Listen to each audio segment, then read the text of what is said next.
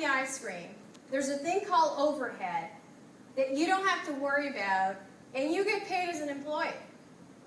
And then I sat there and I said, well, wait a minute. If we don't sell, we don't have a business. So then, he kind of did took off his hat and was like, right? And then he went and spoke to my mom that night. How many of you did this? You go behind the door? And then you pretend you're asleep or you're doing something else. I used to do that all the time. And then I heard him tell my mom, and my mom said, well, you told me that you just want to drive, that you don't want to sell because it's too complicated for you. So she has a point. So who's going to sell? She's like, Leonora can't sell. She's shy. She can't talk to anybody. So Rosa has to sell. So anyway, so then I was like, got it. So he didn't know I had listened to the conversation. And then I said, Dad, what about if I could pay it a little bit more? And he just, grunted. How many of your parents grunt? Like the dads, they don't really talk. They go, ugh. And so anyway, so we brought up the whole expense. And then I came up with a great idea. I was 9 years old, and I was looking, learning percentages and multiplications.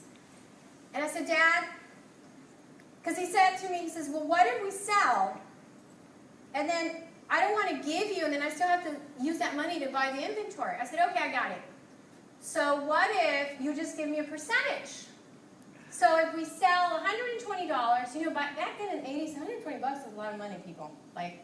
It was like the 80s, I don't know, 9 years old maybe. I think it was 1981. So, and then he thought about it, and he grunted again, and he goes, okay, let me talk to your mom. Okay, so then he agreed. And to make a long story short, we went on to other businesses, but the ice cream business only lasted 2 seasons, right? We didn't get rich off of it, but they had just bought their first home in East San Jose for $48,000. The mortgage was $300. They worked at the cannery. We were struggling. Can you guys believe that? A mortgage for $300? So I think about it today and I go, oh God. And so we had gone to LA. We had just bought $300 worth of inventory, which is really $1,500. I mean, it's a lot of money back then. And so we're coming back from LA, and then, my sister, who never really talked, she goes, what is that dark and vanilla and ice cream still coming down the street? And then my mom's like, oh, Dios mío! My dad forgot to plug in the ice cream. It all melted, $300 down the drain. But needless to say, we ended up moving on to that was the end of the ice cream truck business. My mom's like, that's it. We are not having that business. And so basically, I like to say that my dad was my first close, because I learned then, which many of you as engineers need to know if you want to get promoted, and if you want to learn communication skills, is who are you talking to, what do they want to hear, and what is their code language. And that was my first experience with knowing, okay, I'm talking to my dad, and I need to tell him something where he's going to say yes. So today, I'm a speaker. I'm a professional speaker. I'm an author. My book comes out probably in about a year. I have to hurry up and write it. Everybody's like, hurry up and write your book. Business and communication strategist. And that's how I got branded Rosie the Closer. Which, by the way, women love it. They laugh. They go, oh, that's so cute. So today I'm going to guide you in Evolve Networking. How many of you remember Evolve Networking? Raise your hand. Okay. So Evolve Networking is really the purpose of today is to develop gradually, especially from simplex to complex, to connect, link interactively, and to develop you interactively. So one of the things that has happened with social media is that we become very active on social media, but one of the things that has changed is that, especially for engineers, is that you always need to evolve with connecting with people. How many of you heard that now we are in what's called we marketing? How many of you have heard that? Okay, so those of you, I know there's many youngins in here. How many of us were around in the 80s? I was, okay. Raise your hand, be proud. We're old, that's okay. So in the 80s, advertising companies and companies told us what to buy, how to buy it, and it was all about materialism, right?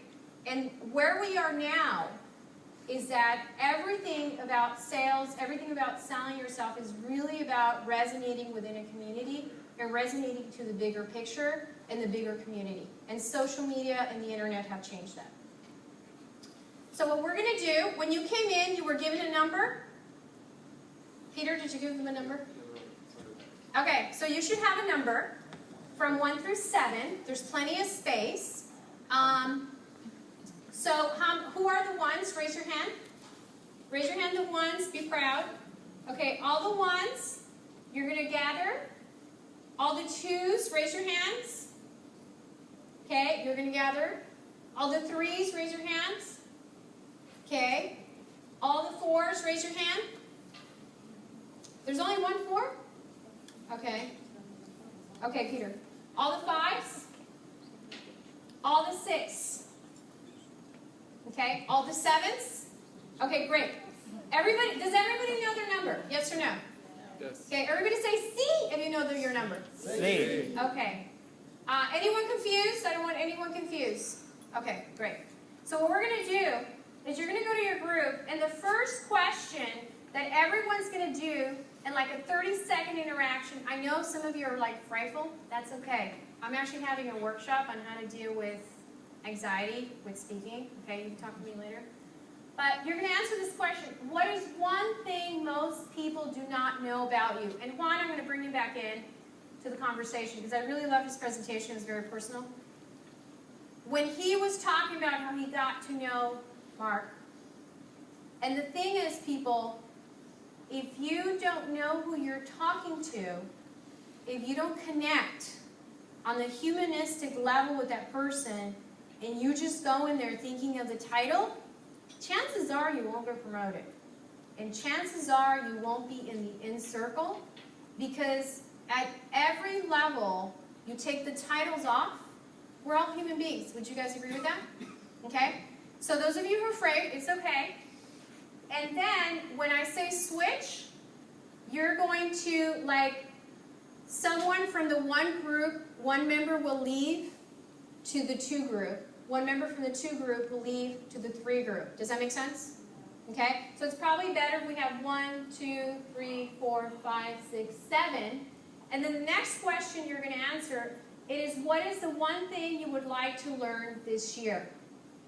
Okay? Does everybody get that? Do you guys want to learn something this year? Okay? So what we're doing here is we're taking our caps off. Because have you ever gone to events and you're like, what do you do? Well, I do this. And what do you do? Well, I do this.